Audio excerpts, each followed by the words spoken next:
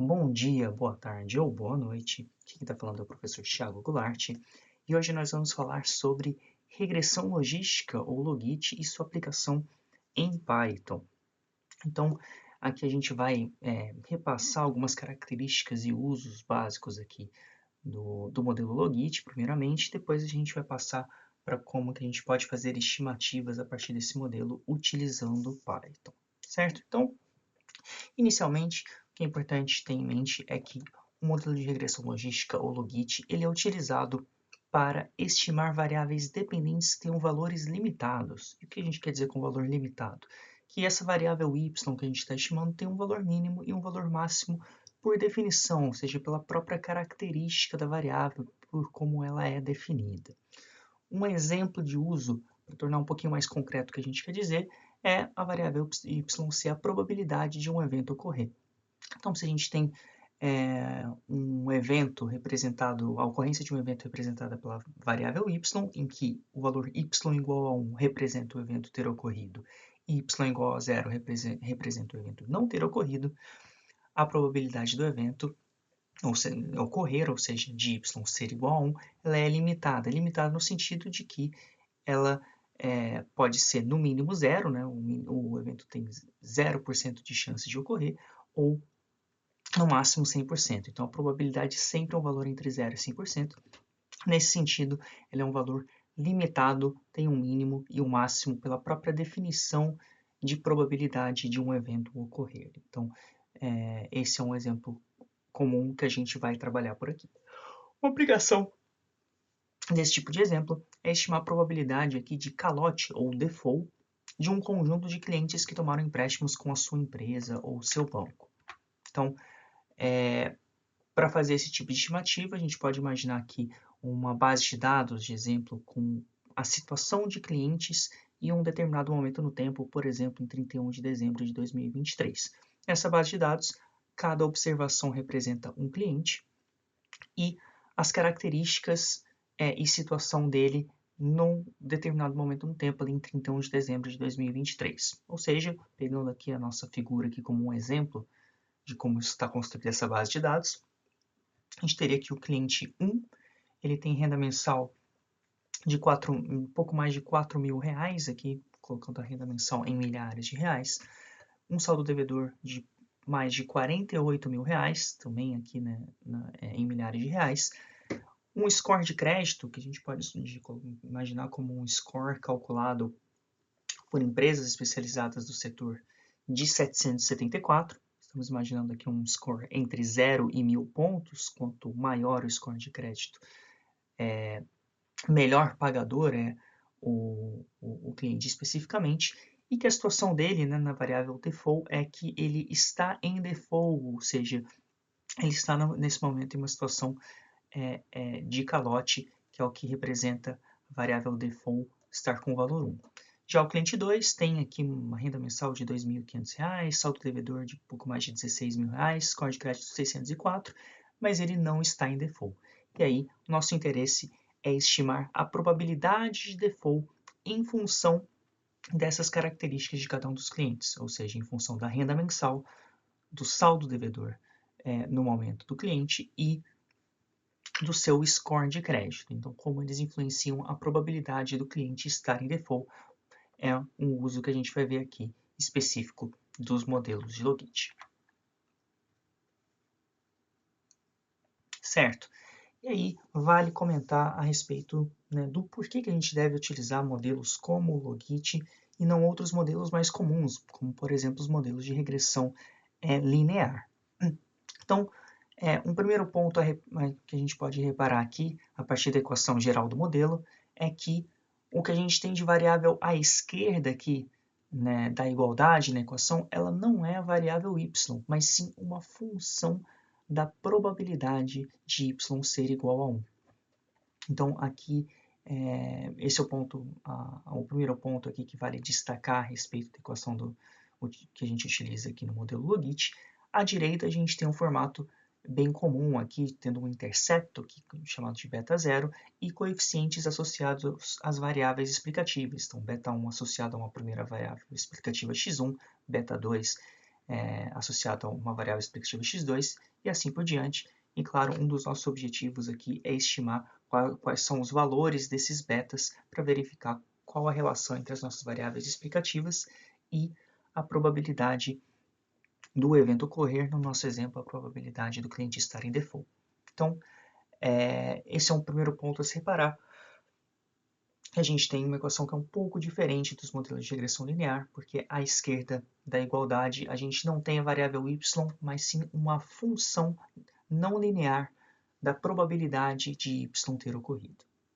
Isso tem algumas consequências e, inclusive, denota uma das vantagens do modelo Logit, que é o fato de que os valores previstos para essa probabilidade ficam sempre entre 0 e 1, ou sempre entre 0% e 100%.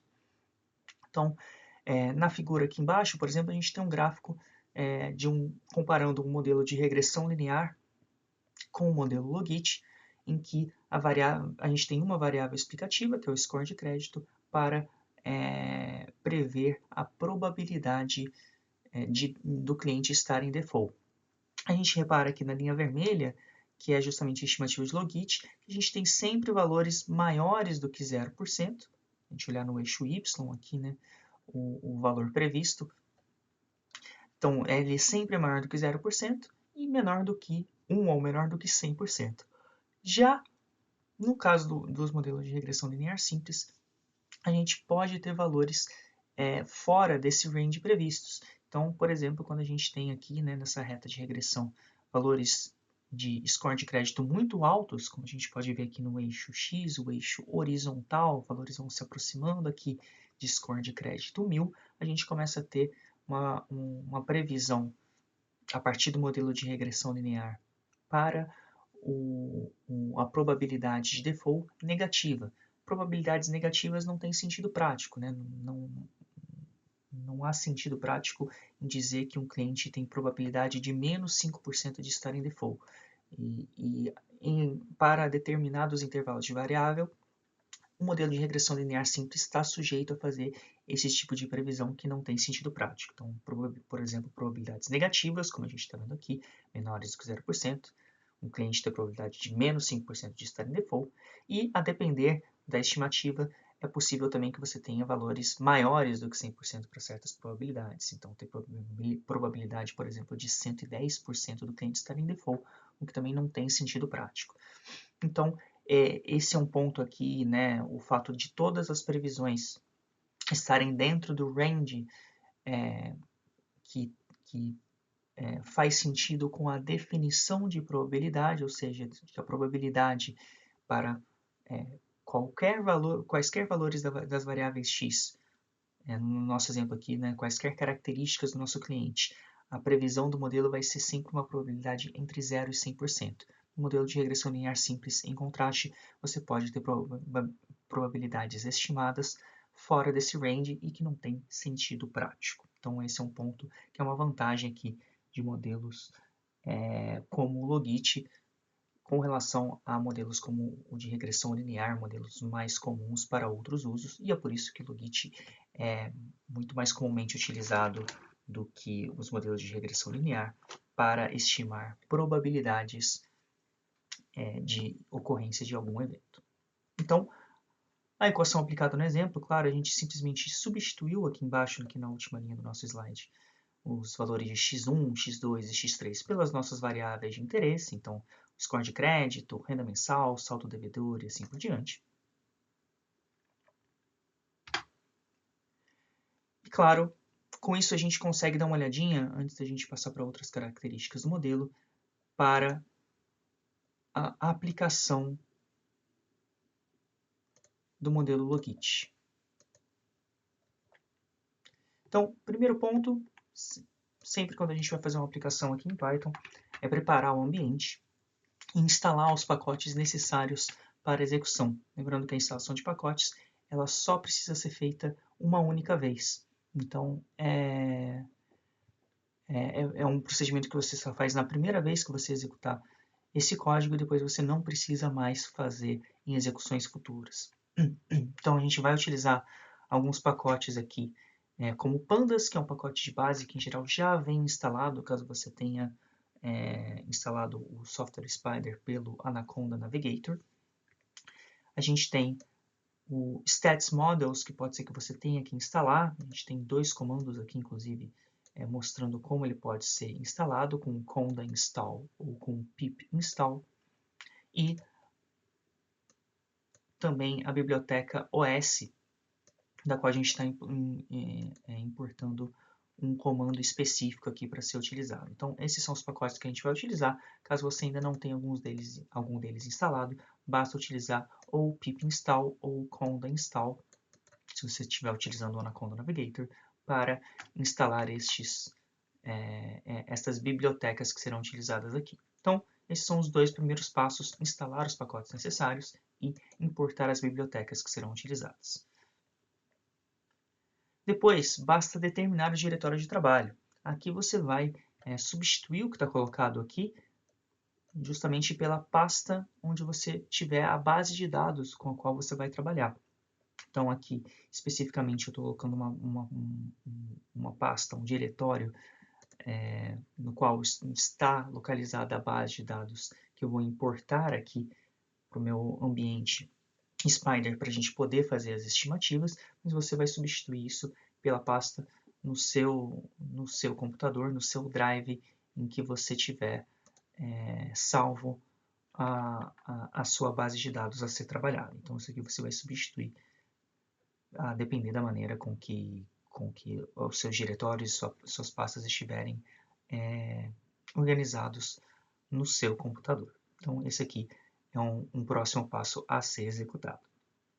Para executar esses primeiros passos aqui, que a gente já pode fazer, passo 1.2 e 1.3, aí basta utilizar ou o F9 como atalho para executar, ou clicar com o botão direito e clicar aqui no Run Selection or Current Line. São 2 maneiras aqui da gente rodar esses primeiros pedaços aqui do nosso código. Então, fazendo isso, a gente tem aqui os nossos resultados no nosso console. Então, se a gente for aqui no nosso console, a gente consegue ver que esse comando foi executado com sucesso e sem nenhum erro. A gente consegue ver isso aqui no console. Voltando o console um pouquinho aqui para o lado, para a gente voltar para o nosso código. A gente agora carrega a base de dados Excel aqui no nosso ambiente Spider. Para isso, a gente vai utilizar esse comando pd.readExcel e o nosso arquivo de dados aqui, arquivo com uma planilha apenas, então a gente não precisa entrar em mais detalhes a respeito de qual planilha dentro do arquivo Excel vai ser utilizada.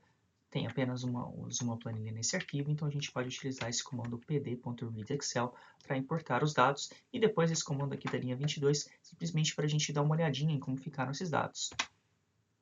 Então, a gente consegue ver aqui, voltando para o nosso console, que o procedimento rodou sem nenhuma observação específica, então rodou sem nenhum problema aqui, e a gente consegue ver aqui uma amostra da nossa base de dados, em que a gente tem o dedo cliente, renda mensal, saldo devedor, score de crédito e default, tudo importado aqui para o nosso ambiente Spider sem nenhum problema. E esse objeto aqui está com o nome de df0.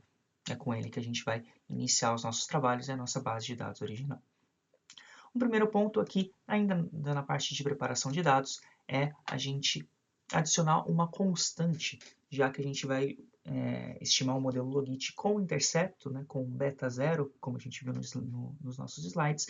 Para isso, a gente aqui no MeetSpider precisa desse comando de adicionar uma constante no objeto df0. A gente vai nomear esse novo objeto, que é o df0, a nossa base de dados original, com uma coluna com uma constante, como df1. E vocês vão ver na prática como ele faz isso, Ele basicamente está adicionando aqui uma coluna, chamando ela de const, com o valor 1. A gente vai simplesmente utilizar essa coluna para efeitos de como é construída a estimativa do modelo aqui em Spider. Então, é simplesmente uma variável que a gente adicionou artificialmente aqui para nos ajudar nas nossas estimativas.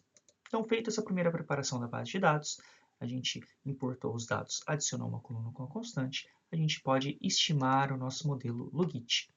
A gente vai estimar nosso Logit multivariável, que a gente tenha a nossa variável independente e as variáveis dependentes, né, ou variável y, e as variáveis independentes, ou nossa variável x. E aqui, a primeira coisa a fazer é definir quem são essas variáveis x e quem são as variáveis y. E aqui, ponto interessante, especial na definição da variável x, é que a gente vai adicionar essa coluna da constante que a gente acaba de criar nas nossas variáveis x. Então, a gente tem a constante, score de crédito, renda mensal e saldo devedor como nossas variáveis x, à direita da equação. E a gente tem como nossa variável y o default. Então, já que a gente quer estimar a probabilidade de default em função dessas variáveis x. Então, primeiro ponto é fazer essa definição de quem é x e quem é y aqui. E, finalmente, rodar o logit e verificar a análise de resultados. Para isso, a gente vai chamar como logit model a estimativa feita pelo modelo logit.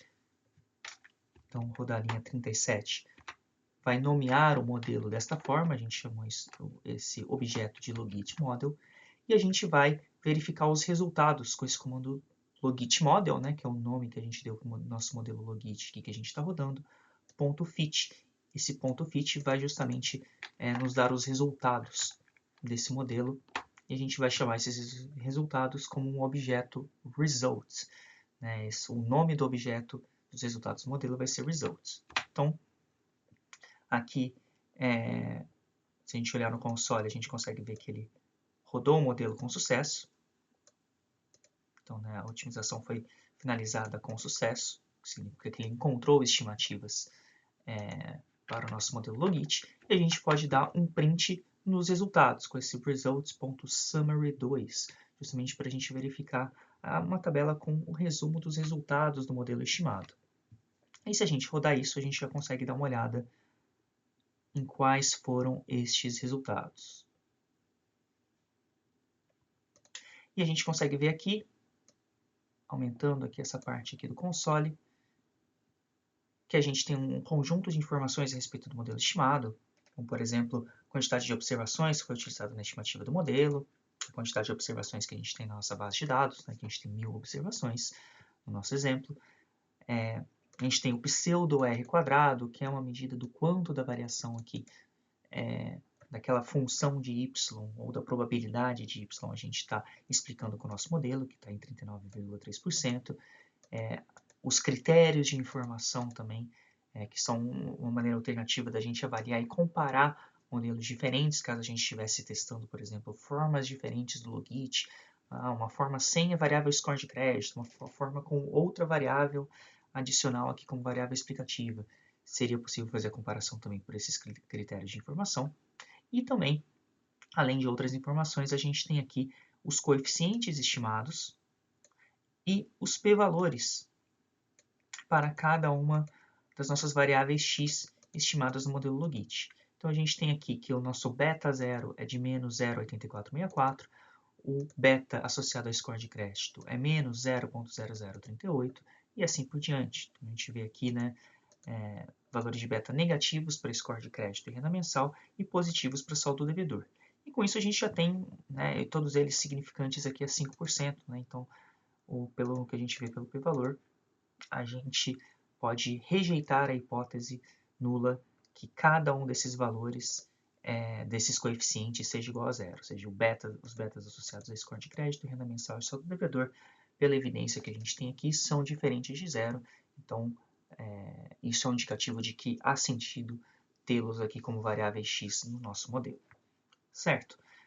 Então, dito isso, uma primeira conclusão que a gente já pode tirar é que maior score de crédito, como a gente tem um coeficiente negativo, está associado a menor probabilidade de default. O que faz sentido, né? Bons scores de crédito, que são maiores scores de crédito, em especial associados a uma menor chance do cliente estar em uma situação de calote.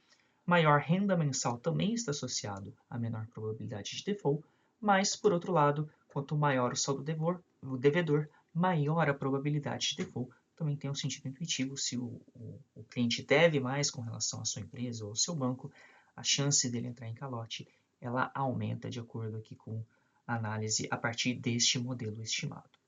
Então, esse é o primeiro ponto, que a gente já consegue verificar aqui com a nossa estimativa realizada em Python. Voltando só para os nossos slides, vale comentar a respeito de uma característica que, de certa forma, pode ser vista como uma desvantagem do modelo Logit, é que a interpretação do efeito das variáveis x na probabilidade de y ser igual a 1, ou seja, da probabilidade do evento ocorrer, ela é menos direta do que nos modelos de regressão linear simples. Então, o coeficiente que está colocado ali não me dá o efeito em média da variável x na variável y. Né? Então, e a gente vai conseguir ver isso de uma maneira bem clara a partir do gráfico que a gente viu com as previsões da probabilidade de default a partir da estimativa utilizando o score de crédito como variável x, que a gente viu aqui, né, comparou com a regressão linear no slide anterior, e agora a gente consegue ver aqui no nosso novo slide exatamente o porquê que isso acontece. Então, a primeira razão pela qual isso acontece é que se a gente quer verificar qual que é o efeito, por exemplo, de aumentar o score de crédito em 200 pontos na probabilidade de default, esse efeito depende de em que região dos valores de score de crédito eu estou neste momento. O que a gente quer dizer com isso concretamente?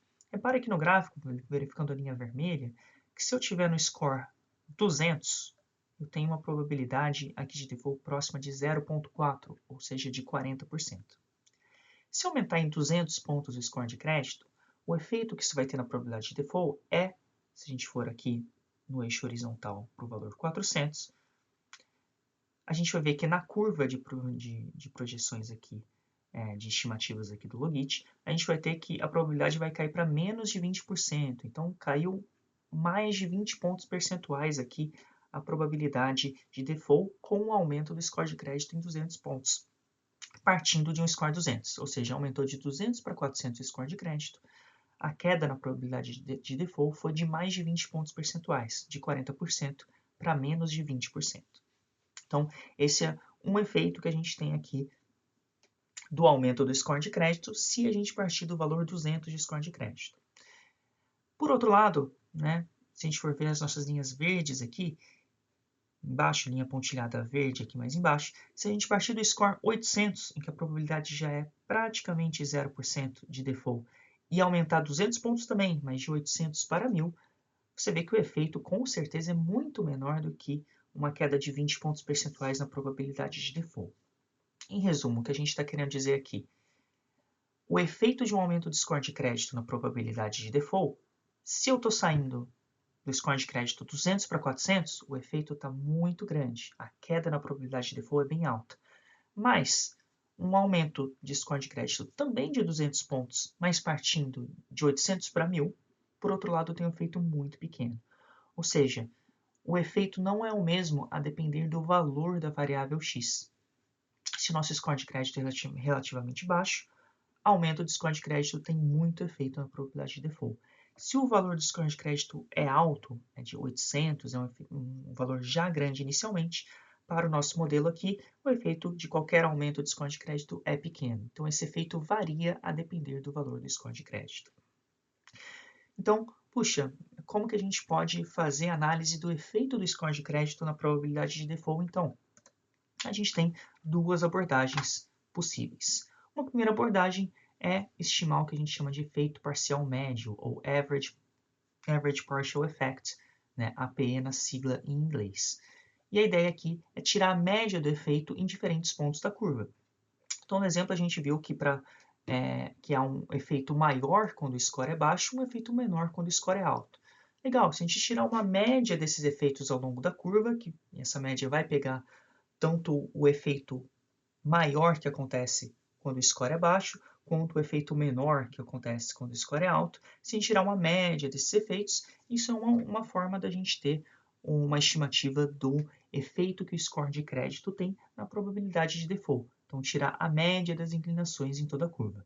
Para quem tem conhecimento de cálculo, a gente está simplesmente tirando uma média da primeira derivada dessa curva ao longo de toda a curva. Para quem tem conhecimento de cálculo, essa frase que eu acabo de falar possivelmente fez sentido. Caso ela não tenha feito sentido para você, fique tranquilo, fique apenas com a ideia na cabeça de que a gente está tirando uma média dos efeitos do score de crédito na probabilidade de default ao longo de toda a curva, de forma que a gente capta uma média entre o efeito maior, no nosso exemplo, quando o score é baixo, e o efeito menor, quando o score é alto.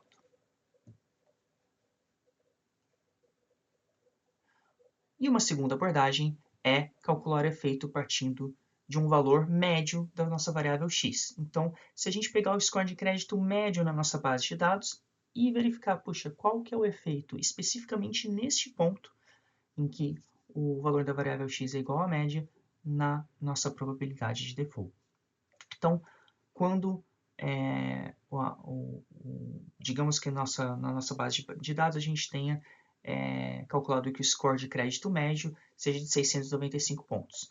Aí o efeito parcial na média, ou Partial Effect on Average, né, PEA na sigla em inglês, é o efeito do score de crédito na probabilidade de default quando o score é 695. A gente não está captando aquele efeito maior quando o score é 200, por exemplo, que tem um grande efeito qualquer aumento no score de crédito, e nem o efeito pequenininho quando o score já é muito alto. A gente está pegando o valor médio da base de dados, calculou a média do score na base de dados da nossa amostra, e calculando o efeito especificamente quando o score é 695.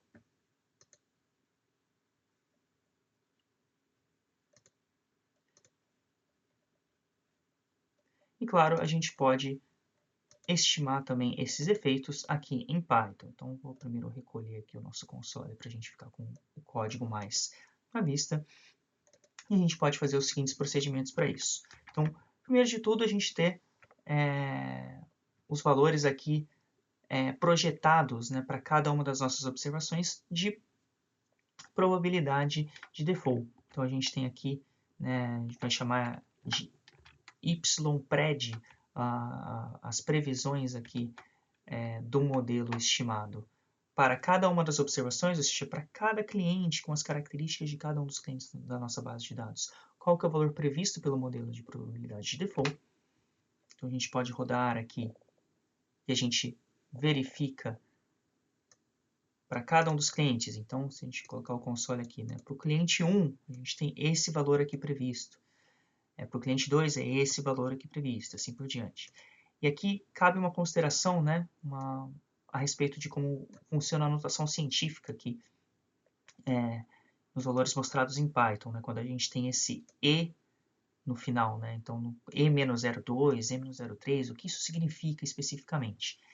Basicamente a gente está, esse E-02 é uma notação científica para dizer que a gente está pegando um determinado valor e multiplicando por 10 elevado ao que quer que conste aqui no final. Então, E-02 significa que eu estou pegando o valor à esquerda, então 5.955069, multiplicando por 10 elevado a menos 0,2. Ou seja, o que isso significa aqui? Multiplicar por 10 elevado a menos 0,2 é a mesma coisa que, né, mover o nosso decimal duas vezes para a esquerda, que a gente chega no valor de 0,05955069, ou aproximadamente 5,95%. Então, esse valor aqui, né, na notação científica, a gente está simplesmente querendo dizer, pega esse valor que está à esquerda, multiplica por 10 elevado a menos 2. É isso que esse E-02 quer dizer. Um outro exemplo, se a gente tivesse aqui, por exemplo, o nosso cliente, né, que está nessa linha aqui mais abaixo, 4.056335 e com a notação científica E-03. Significa que, né, se a gente pegar esse exemplo especificamente, a gente tem 4.056335 E-03, significa que a gente está, o valor que está colocado aí é simplesmente o valor original multiplicado por 10 a menos 3. Então, reparem que a gente tem um menos 0,3 aqui. É isso que me indica qual que é o expoente dessa multiplicação. Isso simplesmente é a mesma coisa que dizer que a gente tem 0,04056335 ou aproximadamente 0,40% de chance de default. Então, é isso que a gente quer dizer na notação científica, só essa observação aqui para a gente entender bem a informação que está colocada. Certo?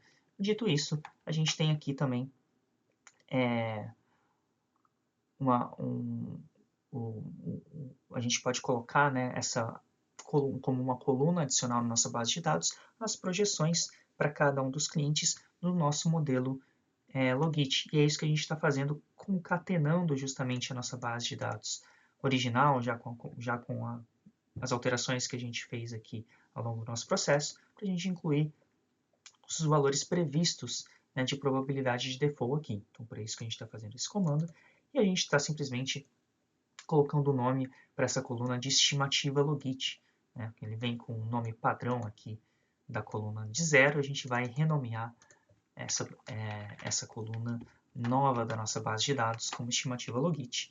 E o resultado fica aqui, como a gente consegue ver no console. Então a gente tem a constante que a gente adicionou, todas as variáveis originais da nossa base de dados, ID do cliente, renda mensal, saldo devedor, score de crédito, default, se ele está em default ou não, e qual que é a estimativa do Logit, do modelo Logit que a gente ensinou, que a gente rodou aqui para a probabilidade de default. Então, é isso que a gente consegue ver aqui. Então, a gente tem essas estimativas, a gente poderia exportar e trabalhar com elas também, a depender do nosso objetivo com a nossa estimativa, mas a gente tem a estimativa calculada para cada um dos clientes da nossa amostra de dados. E por fim, a gente chega no ponto que a gente estava falando a respeito nos nossos slides. Então a gente pode calcular o Average Partial Effect, ou o efeito parcial médio, ou o Partial Effect on Average, né, que é o efeito parcial na média. Né? Então a gente tem, né, pequena diferença de nomenclatura, mas uma grande diferença aqui nos conceitos.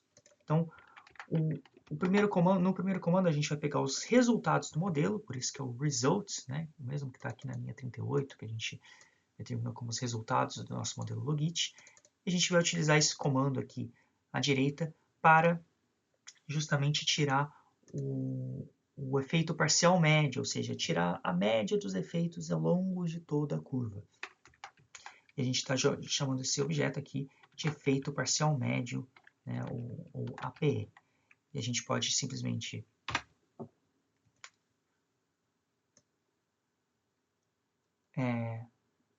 rodar esse objeto. Então a gente confere aqui pelo console que isso foi feito com sucesso.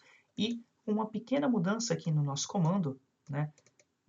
Reparem que entre os dois comandos, o @overall me dá o efeito parcial médio e o @min dá o efeito parcial na média, ou seja, pega o valor médio de cada uma das variáveis x e calcula o efeito que elas têm na probabilidade de default, no nosso exemplo, a probabilidade de y ser igual a 1, e calcula aqui para mim e dá um outro nome para esse objeto, como efeito parcial na média.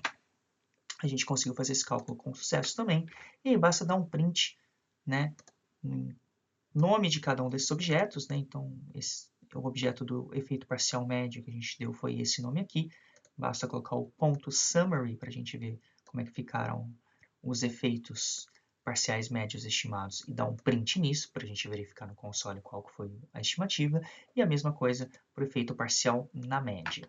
Então, se a gente dá um print no efeito parcial médio, a gente consegue ver que, em média, por exemplo, um aumento de R$1.000, né, de R$1.000 na renda mensal, em média, tem um efeito de reduzir a probabilidade de default em 0,03, ou seja, em 3%, né? Reduz em 3,31% a probabilidade de default. A gente poderia fazer a mesma análise para as demais variáveis para o efeito parcial médio. Se a gente rodar o efeito parcial na média, a gente consegue também tirar conclusões análogas, mas para o efeito parcial na média. Então, o que a gente poderia dizer, por exemplo, é que para os valores médios de renda mensal, se renda mensal e para valores médios das demais variáveis também, né? Então, pega o score de crédito médio, renda mensal média e saldo devedor médio, pega nesse ponto e me diz o seguinte: partindo então desses valores médios, quanto um aumento na renda mensal em R$1.000 impacta na probabilidade de default? A gente vê que esse impacto aqui é simplesmente de menos 0,004, ou de redução de 0,4% na probabilidade de default. Então, de novo, para os valores médios das nossas variáveis, se tiver um aumento aqui de R$1.000, né, de 1 na nossa variável renda mensal, como está em milhares de reais aqui, em R$1.000, R$1.000, a gente tem uma queda na probabilidade de default de 0,4%. Então, reparem, são duas maneiras diferentes da gente fazer a estimativa do efeito de cada uma das variáveis x na probabilidade da nossa variável y ser igual a 1, no nosso exemplo da probabilidade do cliente estar em default, que podem ser analisados. E claro, puxa, mas qual desses é mais adequado? Isso vai depender de características específicas do problema com o qual você está trabalhando, em especial, né, com o seguinte ponto, né? Se a média for representativa de alguma forma dos valores destas variáveis aqui x que você está trabalhando, ou seja, se a média for uma boa maneira de sumarizar estes dados aqui destas variáveis, então o efeito parcial na média pode ser particularmente interessante para você ter essa estimativa de efeitos. Se isso não for verdade, aí é possível que o efeito parcial médio, para que você capte diferenças desse efeito ao longo de toda a curva, pode ser particularmente interessante. E é isso, pessoal. Com isso a gente fez aqui nossa estimativa do modelo Logit. Um vídeo muito mais focado na aplicação do Logit do que na parte conceitual. A gente passou só um pouquinho pela parte conceitual para a gente ter a ideia exatamente do que a gente está fazendo em cada um desses passos. É isso, pessoal. Obrigado e até a próxima.